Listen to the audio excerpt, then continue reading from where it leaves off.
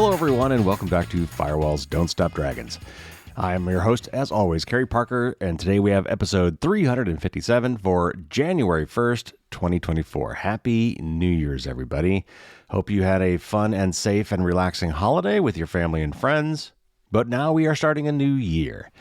Now, I usually do a New Year's resolution show where I kind of do a look ahead for the year upcoming and give you some ideas of things I think you should try to accomplish in the next year. But before we look ahead to 2024, let's look back and savor the best of 2023. Now, I've already done the best of episode where I look back to the best episodes that I actually aired for the public on last year. But now I want to actually give you a little taste of the bonus podcast. So the patron-only podcast has two aspects to it, depending on what level patron you are. If you are a Castle Guard level or above, then you get access to bonus Q&A with all my interview guests. So that is every other podcast. As you know, I do an interview. And so I always keep my guests on for a little extra time and ask them some bonus questions. And sometimes there may be deeper dives into the issue that we were talking about, or maybe some more technical aspects to the topic we were discussing. But often I ask questions that are completely unrelated to the main topic, which often results in getting some really interesting stories. For instance, a lot of times I'll ask about people's origin story, how they got into doing what they're doing, and that always brings up some fun stories. But sometimes I'll just ask them something completely unrelated. Like when Cory Doctorow was on for the bonus content, I asked him about Burning Man, because I know he's a big burner, and I'd never been, so I was curious about what that experience was like, and especially this year with all the rain and stuff. Now, on the weeks where I don't do interviews, and the weeks where I do the news show, the bonus podcast that week, and I do one every week, the bonus podcast that week is for my patrons at Knight Errant and above, and that is a series that I have come to call Merlin's Musings, and just in the fantasy theme of castles and dragons and whatever, right? So it's just me kind of pontificating on various topics. Either they're maybe deeper technical topics, and oftentimes they're just personal stories, or maybe kind of a philosophical discussion about something that doesn't really fit in with the regular news format. So for this episode, the best of the bonus podcasts for 2023, I've collected maybe 4 snippets for you from some of the best interview guests, and also one sample of a Merlin's Musings. So let's get right to it.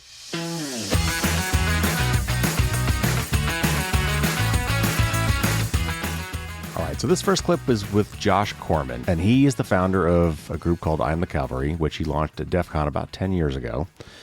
And the idea being that we need to bring technologists, including hackers, together to help make us better prepared for cyber warfare and things like that, particularly in the area of things that threaten human life, like hospitals and public utilities and things for which we couldn't really live without.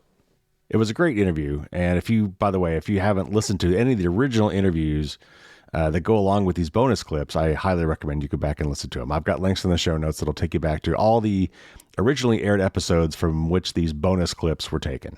So I asked Josh a couple extra questions here. And one of them was, should we be trying to preserve the older technology, the pre-internet technology, the stuff that doesn't require being connected to the web or the cloud to work, in case the power goes out, or in case we need to fall back to something? And then I asked him something I've always wanted to ask, and that is, do we ever lean on science fiction authors to come up with some of these tabletop exercises where we want to try to plan for the worst case scenarios? So here's what Josh told me. We just had a piece done of our CyberMed Summit. It's a 501c3 we own. It does ER hacking simulations and public policy discussions and training and education on multi-stakeholder approaches to cyber resilience for hospitals, stuff like that. We just had ABC do a 7-minute primetime piece on some of it. And what I thought was really nice about it is, I've mentioned some of the analysis my task force did on protracted ransomware attacks that can stress a community enough to precipitate excess deaths. So we know that ransoms can degrade and delay care enough to contribute to loss of life. But what they did is they didn't just look at our ER hacking simulation and some of our content, speeches, and trends. They also went to the University of Vermont Medical Center, and they talked to the CEO physician. They talked to a patient who needed time-sensitive cancer treatment during, and thank goodness survived, but it was harrowing. And, one of the things that we I'd encourage you to watch the 7-minute clip if I remember to give it to you. But one of the reasons we started doing these crisis simulations, these lightweight tabletops, is that there are some really bad assumptions about how resilient we'll be if we just fail over the paper records, or if we just do this, or if we just do that. And they do have documented downtime procedures, but that's usually for scheduled maintenance. It's usually for a certain assumption of duration. But once you exceed that duration, things start getting really bad really, really quickly. And one of the things we try to encourage, whether it's through CyberMed Summit, through I Am the Cavalry, through my government work, and even a bunch of public policy that's coming, is the importance of tabletop crisis simulations and rehearsals. Because we tell our kids in schools, like, we want to do fire drills so you know what to do in case of a fire. Why don't we do the same things here? And to quote the late, great hacker Dan Kaminsky, of all the things that hackers break and smash, perhaps one of the most important is assumptions. And what we have found is when we did our very first CyberMed Summit and Tabletop Crisis, we locked up the building automation system and the EMR, electronic medical records. And we figured, all right, in round 1, they'll be inconvenienced. In round 2, we're going to do the same thing to the hospitals across town, so they couldn't divert ambulances to the next facility. And in round 3, we're going to introduce a bombing at the Arizona Diamondbacks game. So you have an elevated need with a diminished capacity. Right. At some point, they would do what's called crisis standards of care declaration, where you save the savable, not the most hurt, but the savable, rationing care. And they declared it in round 1, and we're like, what? And like, yeah, basically we were in Arizona. It was 116 degrees, an all glass building, and you have about 45 minutes to evacuate if the air conditioning isn't working. Oh my God. Like, wow. So all the perishable refrigeration, Wow. not hospitable.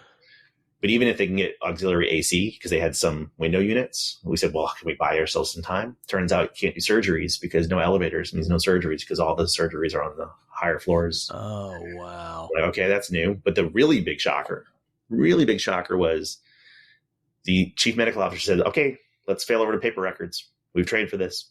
And his deputy says, sir, we can't do that. And he's like, what do you mean we can't do that? He's like, sir, we can't do that. He goes, we pay all the money. I see the trucks come. We have paper records. Like, shut the hell up. And he starts swearing. And then he's like, sir, we have them. Our physicians have never seen them. We stopped training people how to do them 7 years ago. And everybody turns white. So that was initially what we would say, but I would update it slightly in that during the pandemic and some of the really powerful visuals I've been using for the government, for White House, for CISA, is I've shown that the unavailability of technology, when you look at a hospital, they say we spend our money on the 3 S's: space, supply, and staff. And I would love to show you these graphics sometime. And these are the 3 S's. So if you gave them another $3 million, they would not buy more security. They would buy more staff, right? More nurses, something like that, whatever they're short on.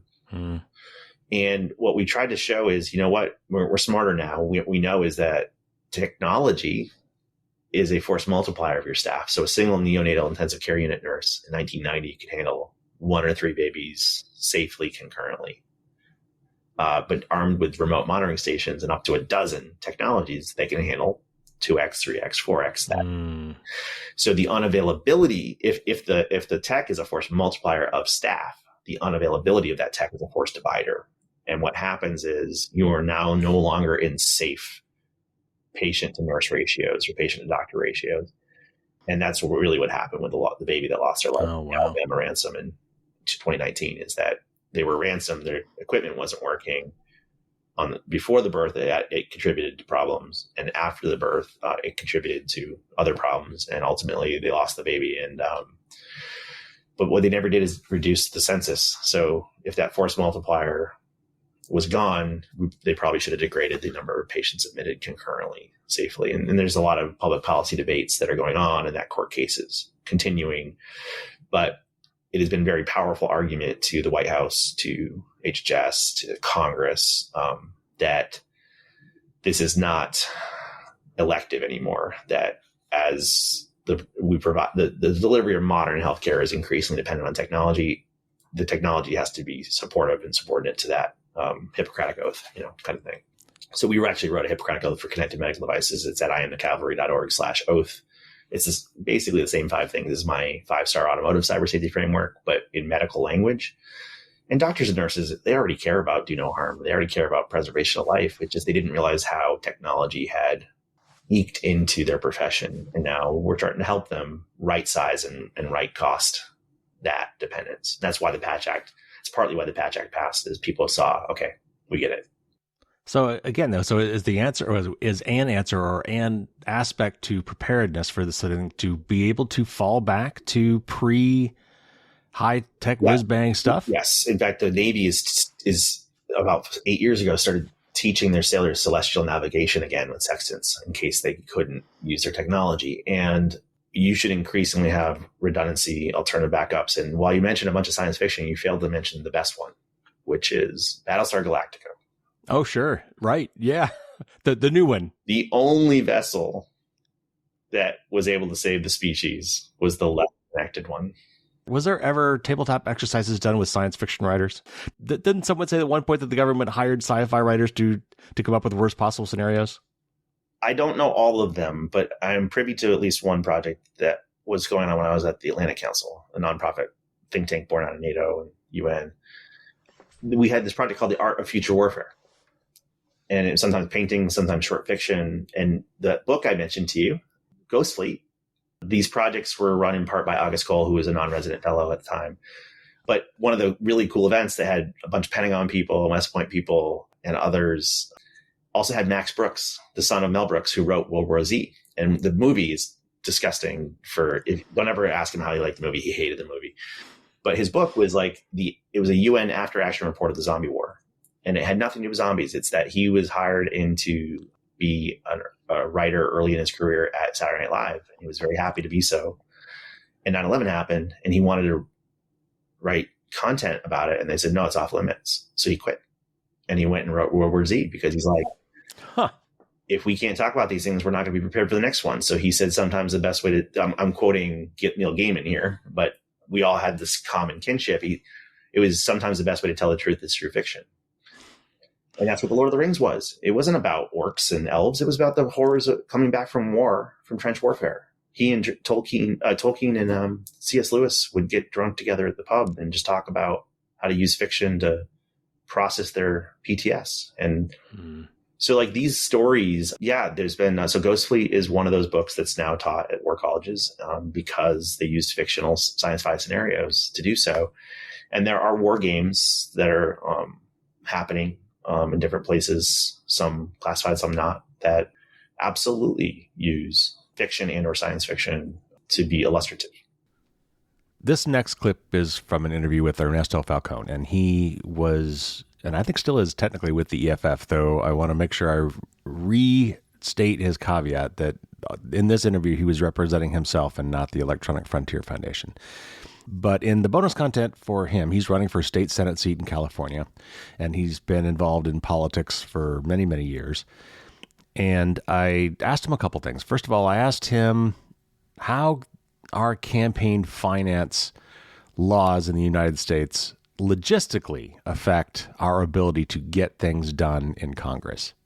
And then I asked him also, being in California, is it understood by California politicians that much of the work that they do and a lot of the regulations and things that they pass have a much broader impact than just in California? And his answer was very interesting. One of the other issues with campaign finance the way it is now is it's actually a logistical issue. Whether or not you believe that the money is actually buying influence, the amount of time that your representative has to spend out of their day to get money. I mean, especially if you're in like the House, in the U.S. House, where it's only a 2-year term. You get elected, You're already raising money for your next election as soon as you're elected. And so, you're not doing the work of the people because you're having to spend your time getting money for the next campaign. That's completely true. And I think we only have one AOC and one Katie Porter, who raised an enormous amount of money just from an internet following. And they do the work too, but they probably spend a fraction of their time talking to donors because of just the support they have garnered directly. And you could see that in their work product. If you look at when you see them go to a hearing, he's like, God, they really got that topic, or they really nailed it. It's because they have the capacity to spend the hours needed to learn the subject. I never thought of it that way. Oh, and I used to be a staffer, so I staffed 2 members, and I've been an advocate and lobbyist for the consumer side for a long time. And so the operational window in Congress, to really put a fine point on that, is right after the election, you've got 12 months to move things that are consequential, contentious.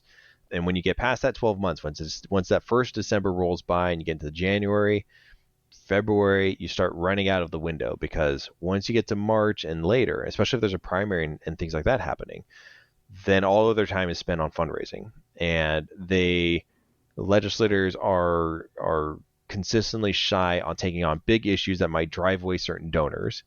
And so the election year half of the legislative process is usually the least productive because of that.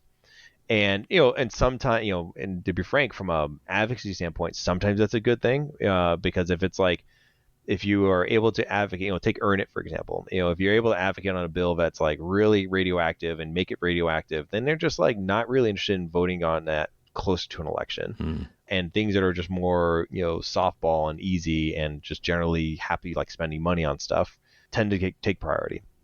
But then the flip side of that is, really important things like antitrust reform. Once that first year passed and we got into the election year, the year, months before the midterm, it was dead, because now all of the different offices, whether they're for antitrust or against antitrust, they start fundraising from the tech side, right? And they start asking for money. And so the give in that sense is, well, like, hey, Senator, like, we're really not happy with this bill. Like, what's your position? I was like, well, I'm thinking it over, but in reality, it means, if I receive your support, I just won't push for it, as a priority for this, the remainder of the next number of years.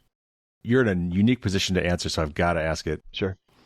It really seems like the relative importance of state level politics has gone way up since, versus federal in the United States. I think largely because at the federal level, things are so tight, nothing could get done. We're so divided.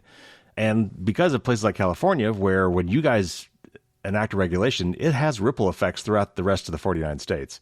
Yep. And so I'm really curious to know, because, California economy is so large, and because it's so hard to, make multiple versions of their product, and everyone kind of does what California, as California goes, so the rest of the other states need to go, because companies aren't going to make multiple versions of their product.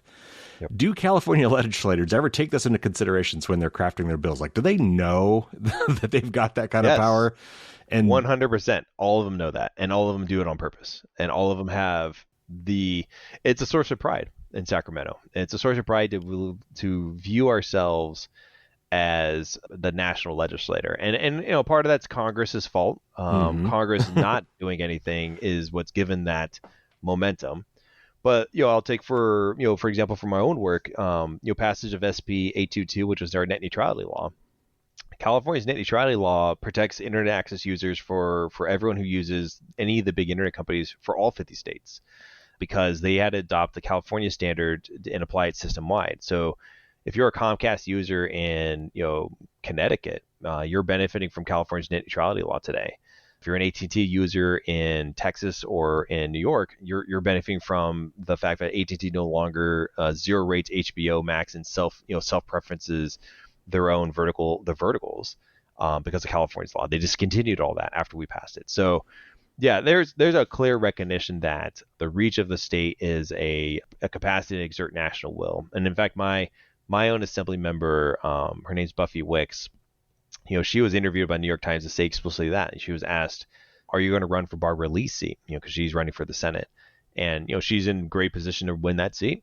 She represents the Oakland area right now, and she said explicitly no, because in California, even though I have term limits and only a certain number of years ahead of me, in California I can affect national change. And so, why would I go to a system where I would just be one of 435 people and get nothing done versus being here? And she's absolutely right. This next clip is one of my absolute favorite from this last year, and one of my favorite podcasts maybe ever. And I had the wonderful opportunity to interview two of the OG hackers from the Cult of the Dead Cow. It was Misha, a.k.a. Omega, and Luke, a.k.a. Deth Veggie or Deth Vegetable. And they had some amazing stories to tell. If you haven't heard that original podcast, absolutely go back and listen to the whole thing. But for the bonus content, I got some other great stories. And this is about a classic hacker named Agent Steele. And that is spelled Steal. So anyway, just listen to this story. It's hilarious. All right, you've mentioned this guy multiple times now. Give me the quick take. What's Agent Steele? His real name was Justin Peterson. He was a hacker and phone freak who legitimately had done these things. Basically, what he got sort of famous for in the hacker community is he would win radio station contests because basically, it's like the fourth caller will win this, and basically he had cracked the phone system, and so he could always be caller number 4 or 14 or whatever. And so he won trips, he won money, he won a car, and then eventually he was arrested and he turned state's evidence, and so he became an informant, and nobody knew that, but it was only years later. And then eventually he couldn't stop breaking the law. So even as an informant, he got busted again. And there's a funny thing, so he was an amputee. He only had one leg. He had a false leg. And when he was busted the second time, there was a news article. It was like, hacker arrested. He was apprehended after a brief foot chase. And I was like, I would hope it would be brief, probably exactly as long as it took the Secret Service agent to stop laughing. It's like, somebody go get him, kind of a thing. That made me think about it. When we were talking about movies and pop culture, to me, for social engineering, I really like Catch Me If You Can. Oh, that is a Frank good one. Yeah, definitely. Right? Yep. Yeah. Talking about movies for a second, so all the fantastic things that are attributed to hackers in really sensationalist movies, Agent Steele actually did those things, many of those things, and lived that. So on that one hand, he was a real hacker. He was. Yeah. So on the one hand, while Luke and I can deride a bunch of silly hacker movies as being not realistic and lowest common denominator, a lot of the things that he did were real, right? So for instance, he, as Luke alluded to, he basically hijacked the incoming trunks to K-Rock radio station in Los Angeles in the late 80s because they were having a win a Porsche contest. So every Friday for 4 Fridays, caller number whatever could win a Porsche. And so he and 3 other people engineered this hack so that basically they took over the incoming trunks to K-Rock and counted the number. So the radio host would say, okay, if you're caller number 101, you get the whatever, right? So they basically counted the number of calls going by. And, when it got close to, let's say 100, 101, when it got to 90, they would shunt all those calls off. And then, they would, they were the only ones who could call the inbound number. And they would just, call and then the K-Rock would say, oh, you're caller number 91. Oh, okay, hang up. And then pass the phone to your friend. He calls. Oh, you're number 92. Hang up, pass the phone to another friend, until one of them got to 101, let's say. Because there's no caller ID. It's not like they knew who's calling in. Right. And so they essentially rigged this contest, and they won 4 of these Porsches. In fact, Agent Steele gave chase to the authorities in one of these Porsches. He was literally on the run from them, driving one of these Porsches. But that is a classic story. He's passed away. He passed away in the early 2000s, I think. Feel okay talking about it to some extent. Right. Yeah.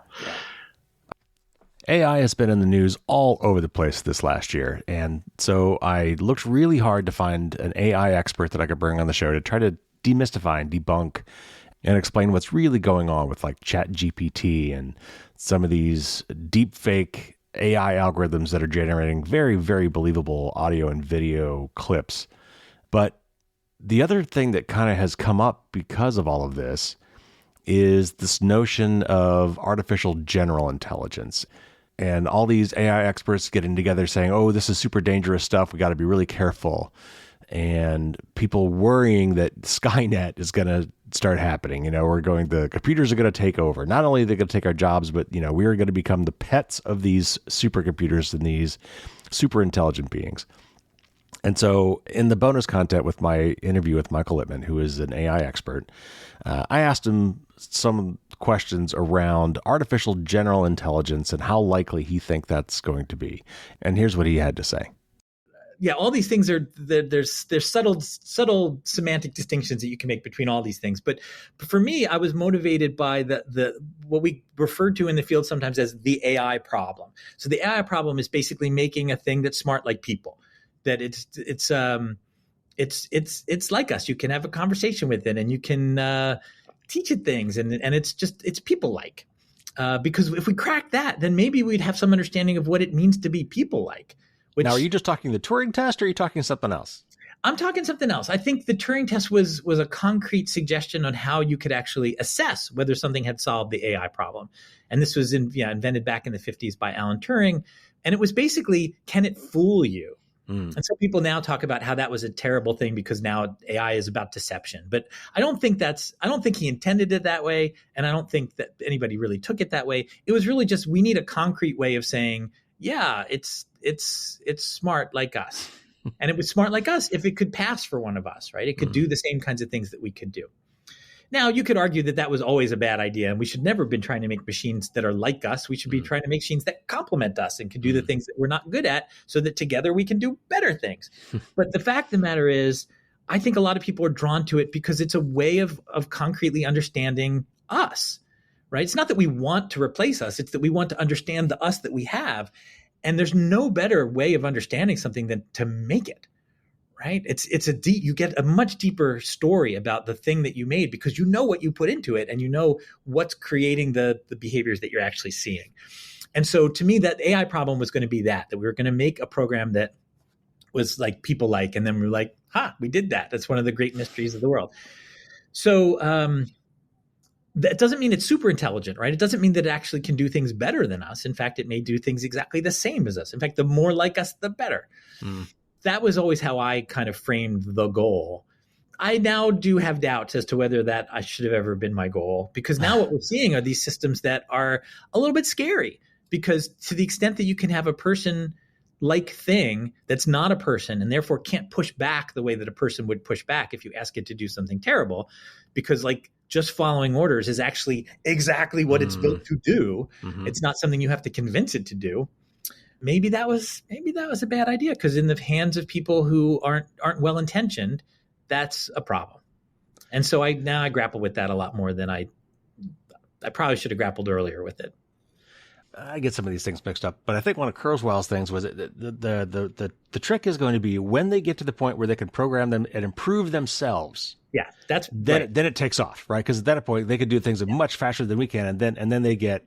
So that's okay. So you can have super intelligence in a bunch of different ways. It could be, for all we know, the next, ChatGPT 5 is actually smarter than all people put together.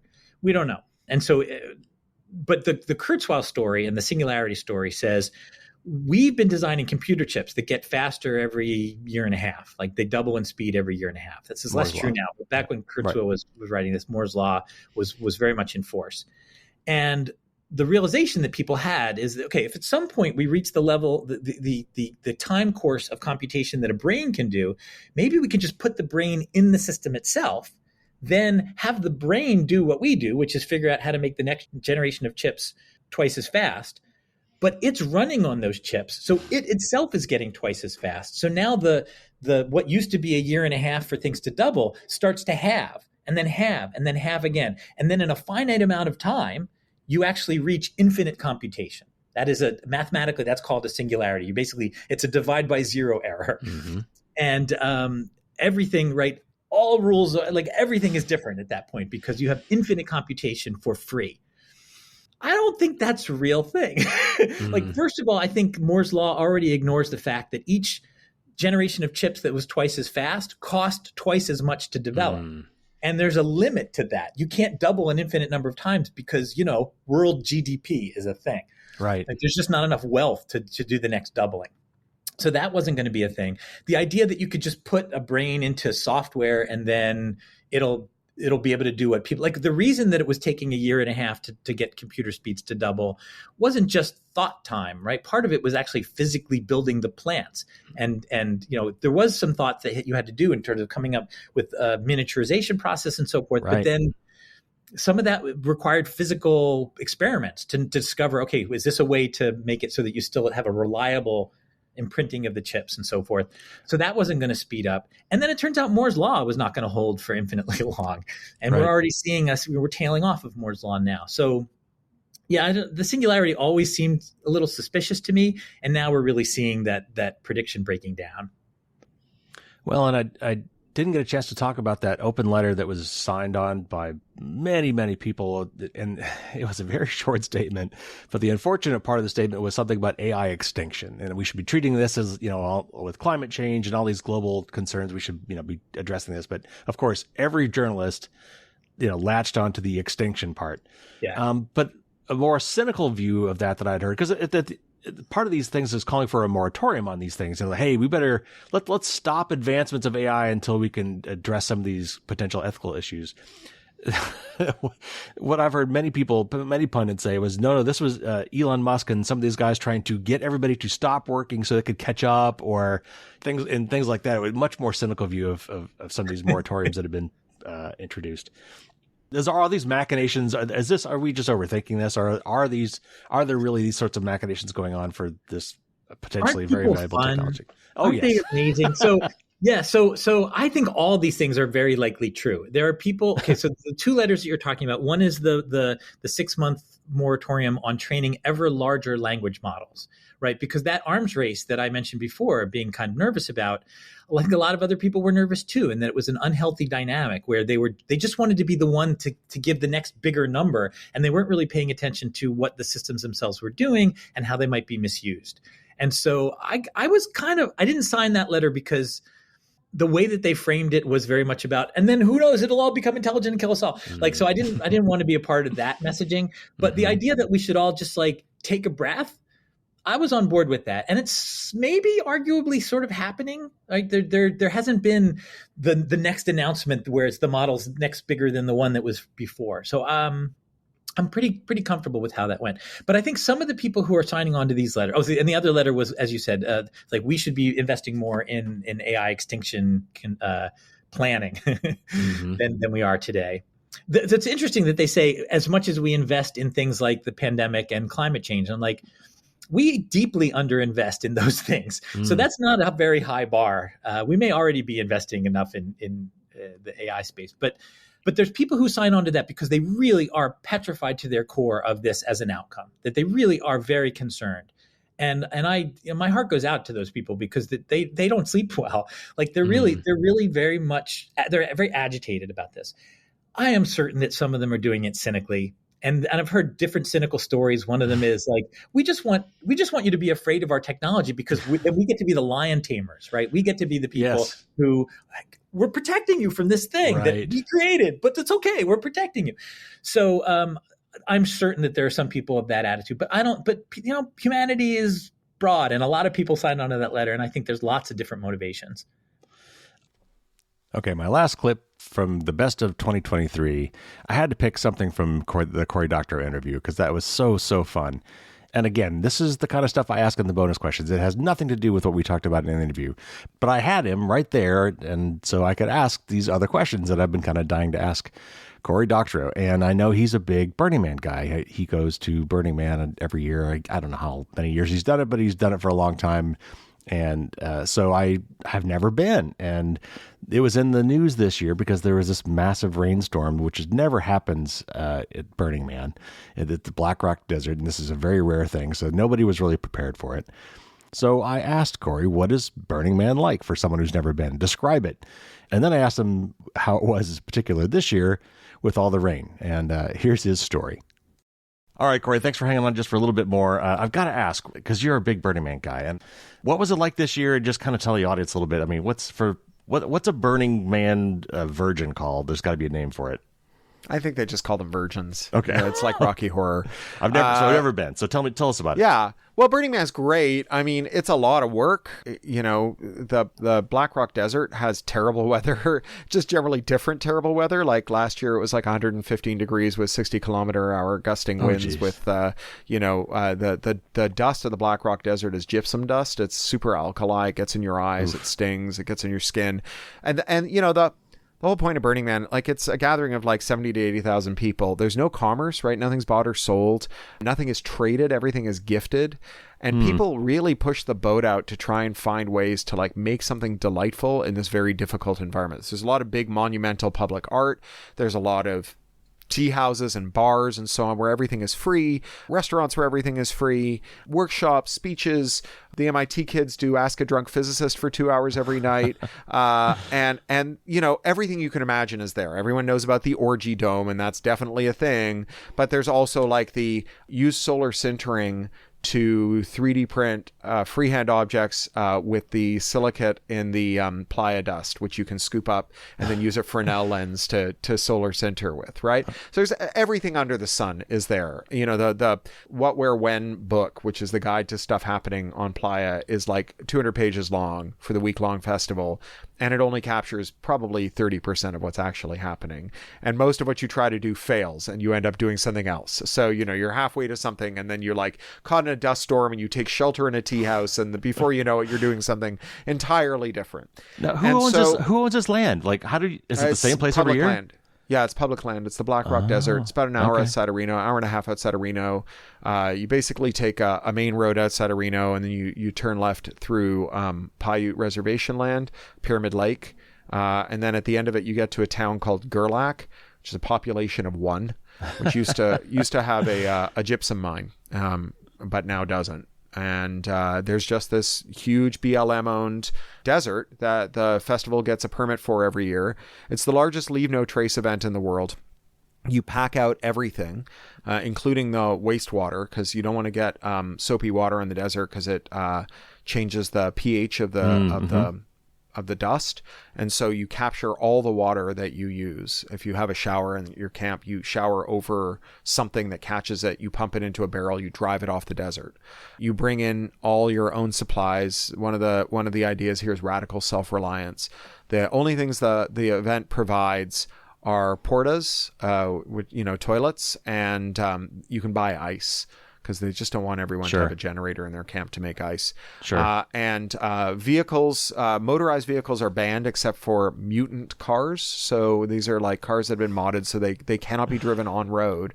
And they are in some way delightful and artistic. And the maximum speed you're allowed to drive, even those at, is 5 miles an hour.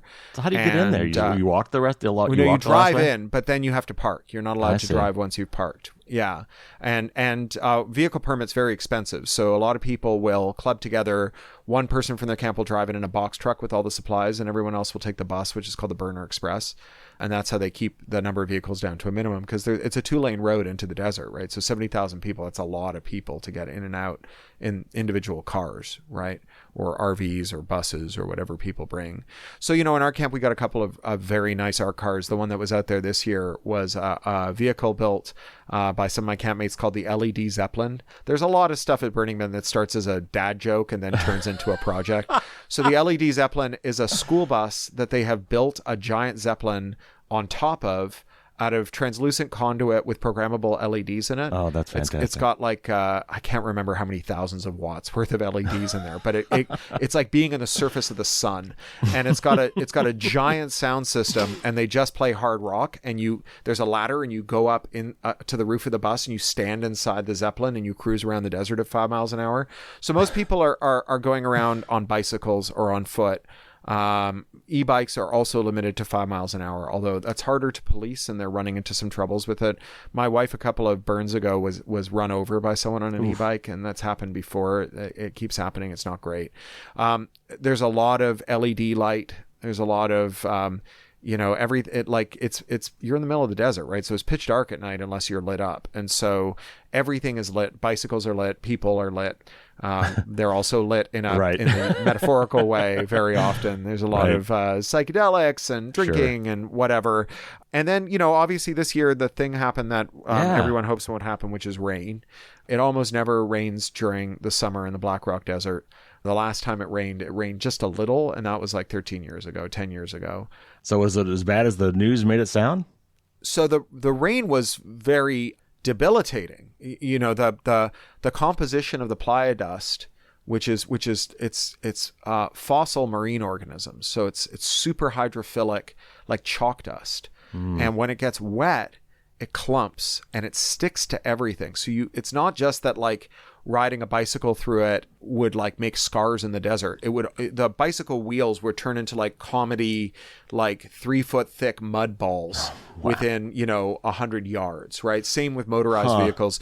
You need like, 4x4s with all wheel tires to get around, or ATVs. Like you just can't move in it. Even walking in it is impossible. Your feet sink in and then collect balls of mud. And the only way to walk in it is either barefoot in socks or with what we were doing was socks with Ziploc bags duct taped around our feet, because otherwise just the mud sticks to it. Wow. And so the rain was a problem, right? Because it doesn't rain and people aren't really prepared for it, although notionally you're supposed to come prepared for it. Like we have this shelter that's based on an old fishing tent, like a fishing tent design, ice fishing tent. And the manufacturer warns you that the floor isn't waterproof and you should install it on a tarp, which we did probably for the first couple of years. But after a while it was like, we're not going to install this on a tarp for the same reason we're not going to like put in the polar bear repellent, right? Like this is just not necessary. So then, like surprise, surprise, our foam mattress is like saturated one night because the rain is coming through. It was like 2 months rain in a night, right? It defied the forecast. So it was much more than was forecast, and it went on much longer, and it kept happening despite the forecast. So it was very hard to plan around. For my last clip, I went back through my Merlin's Musings episodes. And again, these are for my Knight Errant and above. This is the bonus podcast for the weeks when I'm not doing an interview. So in other words, they're opposite the news shows. And instead of just doing more news articles, I kind of randomly come up with topics. And these are sometimes technical topics. Sometimes they're personal topics. Sometimes they're me philosophizing about things. Sometimes it's me talking about my history. It's a software engineer and telling some stories there. They vary quite a bit, and that's kind of why I called it Merlin's Musings, so I could kind of leave it open to interpretation and just kind of go with the flow and whatever I feel like talking about that week. But the clip I'm going to play you now is about a ProxyHam, and this is actually, well, you know what? I explain all of this in the episode, so let me just play the episode and then you'll hear it. This is the Merlin's Musings as you would have heard it if you were a patron. Hello, my patrons. Welcome to your Merlin's Musings for the week. I thought this was interesting, and I thought this would be a perfect thing for Merlin's Musings, and something that didn't really make sense to do on the main show, because it's kind of technical, kind of geeky. And I started with a Dear Carrie question, and somebody sent me this question kind of out of the blue. I didn't expect it, but it basically just said this. I'll just read it to you. It says, I don't have a lot of experience with network administration. Would you be able to make a step-by-step guide into making a ProxyHam? They removed it from DEF CON a few years ago, and I want to know how to make one. So I admit I had to look that up. I had not heard that term, but I'm kind of surprised I hadn't run across this beforehand. But as I'm looking it up, getting ready to look it up, I'm thinking, ProxyHam, what would that be? And it turns out that it's actually kind of what you think it might be if you think about the term proxy and ham. So the proxy part is it's meant to be a proxy server, sort of. And a proxy server is kind of like a hop-off point. So if I was using a proxy server, it's sort of like a VPN. But if I log into a proxy server, the proxy terminates my communications there and then reestablishes that communication onto the truly desired endpoint. So it kind of inserts itself as a man in the middle, one that I actually want in this case, between me and my final destination, because it means that the final destination doesn't see me as the requestor, as the initiator of this conversation. It sees the proxy server instead. So basically, it hides my IP address from the destination by inserting this kind of hop-off point in the middle. And you can, even with encrypted communications, it basically is a terminus. So I send a request off to the proxy server. The proxy servers are smart enough to know that it's proxying. So it will then turn around and reestablish a connection to the far end as if it had been the original requester. And then the responses go back to it, and then it turns around and sends a response back to me. So the far end believes that the proxy server is the actual originator, but it's not. So it's hiding my IP address from the far end. And that is a technique that can be used, similar to a VPN, to kind of hide who the originator really is. Now, anybody with access to the proxy server would be able to see both sides of that and figure out who the original originator was. Anyway, okay, so that's what a proxy is. And then ham, in this case, is ham radio, which I am not an expert on, though I'd love to become one. Getting my ham radio license is something I've wanted to do for a long, long time. It will happen someday. Anyway, I'm actually not sure if this particular solution uses that. But so I looked up ProxyHam, and there's a whole story behind this. And so one of the better articles I found was from Wired. So let me actually read you this article real quick, which will explain a lot of this. For seeking stealth and anonymity online, a radio device known as a ProxyHam was a highly anticipated new tool set to debut at the DEF CON Hacker Conference next month, and this was from 2015. Now it's staged its own disappearing act. Late Friday, the Twitter feed for Rhino Security, the consultancy run by the project's creator Ben Caudill, announced that Caudill's talk was being pulled from the DEF CON lineup and that the ProxyHam project was being called off. And this is a message from them, I guess, saying, effective immediately, we are halting further dev on ProxyHam and will not be releasing any further details or source for the device. Existing ProxyHam units will be disposed of and no longer made available at DEF CON. Just a couple weeks earlier, Caudill had enthusiastically described ProxyHam to Wired as, quote, that last-ditch effort to remain anonymous and keep yourself safe, unquote. The $200 open-source, dictionary-sized networking device, which Caudill had said Rhino Security would be selling to DEF CON attendees at cost, used a 900 megahertz radio to connect to an antenna dongle on a computer as far as 2.5 miles away. The result would be that an anonymous user could plant the ProxyHam in a library or coffee shop and then use that location's Wi-Fi via ProxyHam's radio connection from the comfort and safety of their home. Any investigator who traced the connection would only find the ProxyHam's IP address, not the user's. And another quote from Caudill here, quote, the KGB isn't kicking in your door. They're kicking in the door of the library 2.5 miles away, unquote. In a phone call today, Caudill said he couldn't offer any explanation for the project's sudden demise, and that he didn't expect ProxyHam to be resurrected anytime soon. Another quote from Caudill, quote, I can't say much, which is unfortunate. It's frustrating for me and for the team as a whole, unquote. Caudill did say that it wasn't DEF CON's choice to cancel his talk. He called the conference organizers Thursday to tell him he couldn't present the research, nor was it his employer who forced him to cancel it. He runs his own company. Over the weekend, some followers of the project speculated that the FCC had barred Caudill from selling the device because it violated laws that control the use of radio spectrum. But Caudill denied that explanation too, saying that ProxyHam's radio output remained below 1 watt, which is the legal limit. And another quote from Caudill, quote, we had no contact or issue with the FCC throughout the project, unquote. In fact, it seems much more likely that Caudill had been issued some sort of a gag order. Did he have a run-in with law enforcement? No comment, Caudill responded. Online anonymity tools certainly aren't illegal. Tools like VPNs have allowed users to obscure their IP addresses for years. The anonymity software Tor is even funded by the U.S. government. But it's possible that secretly planting a ProxyHam on someone else's network might be interpreted as unauthorized access under America's draconian and vague Computer Fraud and Abuse Act. If Wired learns more about the project's shutdown or law enforcement action against ProxyHam, we'll provide an update here. Caudill himself, meanwhile, isn't offering hints. One final quote from Caudill, quote, there's no more information I can provide. It is what it is, unquote. And that was written by Andy Greenberg, who's a security person that I respect. And so I found several articles on this, all saying the same kind of thing. It was this huge conspiracy theory that there was this national security letter issued by the NSA or the CIA or something like that shut this guy down. And at the end of the day, all it really did is make this guy go viral. Like, you know, what's cooler than having your talk mysteriously shut down before you could do it at DEF CON, right? I mean, so I don't know. The cynic in me says that it was something simple and this guy just managed to pull off something that made him, you know, that much more, I don't know, get that much more cred in the community. I have not seen an outcome to this story that ever explained what really happened here. But so let me explain again what this device is. It's like this Raspberry Pi based device, I think. And actually, I think some Arduinos in there too.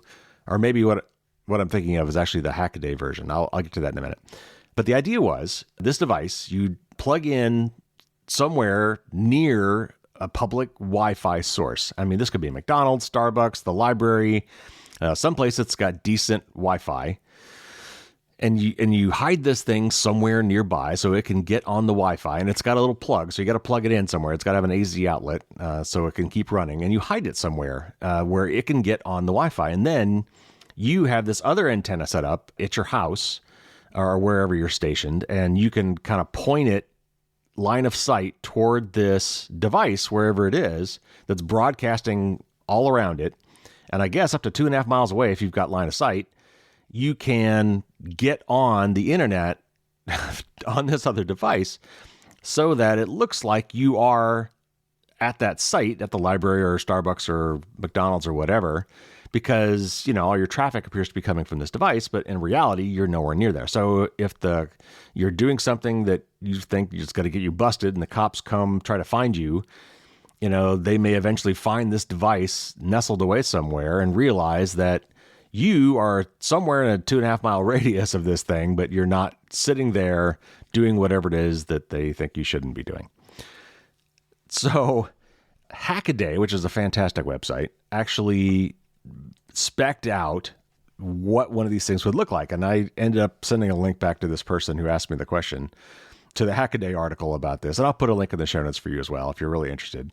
But they, I think, looked at his design and replicated it. And then somebody at some point, I think it was like a year later, came up with an even better version of this that used 2G cellular network. So there's a couple ways you could use this device. One was within, I think, 10 kilometers. And the other one was anywhere in the world, because I guess you can get this thing on the old 2G network, which, by the way, in the United States is not active anymore. So this wouldn't work with a 2G radio. And I don't even get how that would work, because if it was a cellular network, you'd have to have a cellular account set up for that device, and it's very hard to get an anonymous cell phone account. I guess it would maybe be like a burner account, and then you'd have to keep putting money on that. Anyway, this is spy stuff, or this is really hardcore privacy person stuff. Which I personally think this would be a really fun project just to try. But the original ProxyHam stuff did have some issues. I mean, if you look at the Hackaday article on this, it says, don't build this. But here, if you wanted to build it, here's how you do it. But don't do it. And the article basically says there's a couple things. First of all, I guess I didn't realize this. On ham radio frequencies, these are, all this is licensed spectrum in the United States from the Federal Communications Commission, the FCC. And each of those, sections of wireless spectrum have their own sets of rules. And apparently the stuff in the ham radio spectrum, you're not allowed to encrypt the traffic. And this device did that. So that was the thing. And the other thing it possibly ran afoul of was the broadcast power. And like this article says, I believe that the FCC limit on something that's unlicensed, something you don't have to get approval to manufacture or use without a license, special license, is under 1 watt of power. But this other one, if you want to look it up, and I'll put a link in the show notes, was called Proxy Gambit, which was a even fancier design for this project. I think it's a really interesting idea, actually. I could see myself looking into something like this in the future. But anyway, I just thought it was really kind of fascinating. This person asked me the question for Dear Gary, but this is one I probably will not cover on the air. So I thought, hey, maybe Merlin's Musings would be a fun time to just talk about this project. So anyway, if you're interested, again, there's links in the show notes. You can check out this project. But I thought it was a little interesting kind of bit of history, a little DEF CON history, a little kind of hacker history that I was not aware of. So there you go. There's your Merlin's Musings for this week.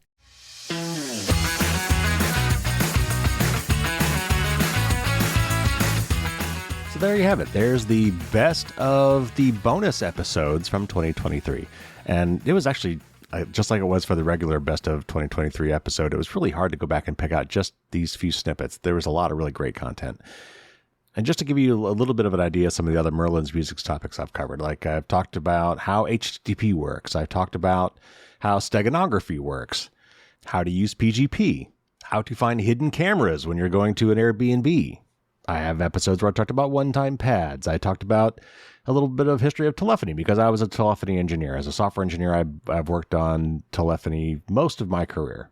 I also kind of redid some presentations that I did as a software engineer on things like software craftsmanship, how to conduct a technical interview, soft skills for software engineering, they really run the gamut. But anyway, that's just a little taste of what the Merlin's Musings would be. And the previous clips are a taste of what the bonus content is I get when I have the interview guests.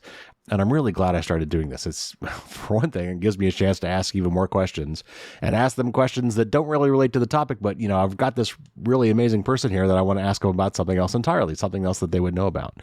So the bonus content allows me to do that and then pass that on to my patrons as a perk for being a patron. There are actually a lot of perks to being a patron. The bonus podcast is maybe one of the bigger ones. The other big one for me, honestly, is our private Discord server. It's a chat server for my patrons. It's a lot of fun. We have some great discussions. I personally just really like having the opportunity to have real-time or near real-time give and take with you guys, my audience. Doing a podcast, this is me talking at you. So it's nice to hear something back. It's actually nice to have some back and forth. We talk about technical issues. We can talk about the podcasts. People can ask me questions.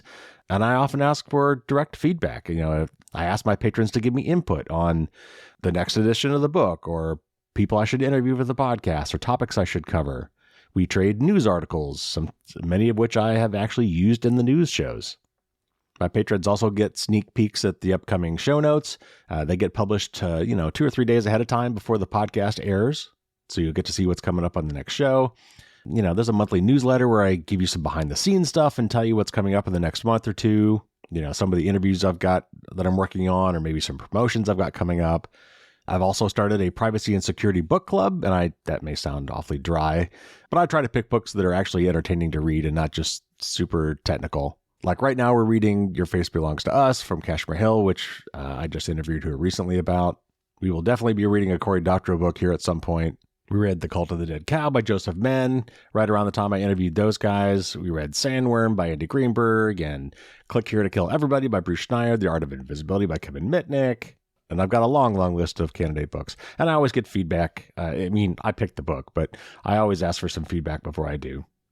And for my Knight Errants and above, if you're curious, maybe if, InfoSec is kind of your thing, I actually also publish a curated list of articles on privacy and security every couple of weeks. Basically, these are all the stories I considered doing for the new show. I can't do them all, so there's often 30 plus stories that I evaluate for every news show, and I can only pick, 10 of them. So anyway, if you're interested at all, go to patreon.com and look for Firewalls Don't Stop Dragons. And of course, you can find that link conveniently in the show notes. Looking ahead, I'll be doing my New Year's resolution soon. We'll be talking about Data Privacy Week soon. I plan to do some sort of a promotion. I'm recording this a little while ago, so that those plans might change, but I was going to do it in December, and I just had too much stuff going on, so hopefully I will get that done here in January. So there you have it, everybody. Welcome to 2024. We got a lot of great stuff coming up ahead. If you have not subscribed already, now is a great time to do it. If you want to introduce someone else to the podcast, this episode and maybe the previous best of episodes would be great ones to share with them. And of course, check out the book, check out the blog, just go to firewallsdon'tstopdragons.com. It's all there. Take care, everybody. Stay safe. And until next week, as always, don't get caught with your drawbridge down.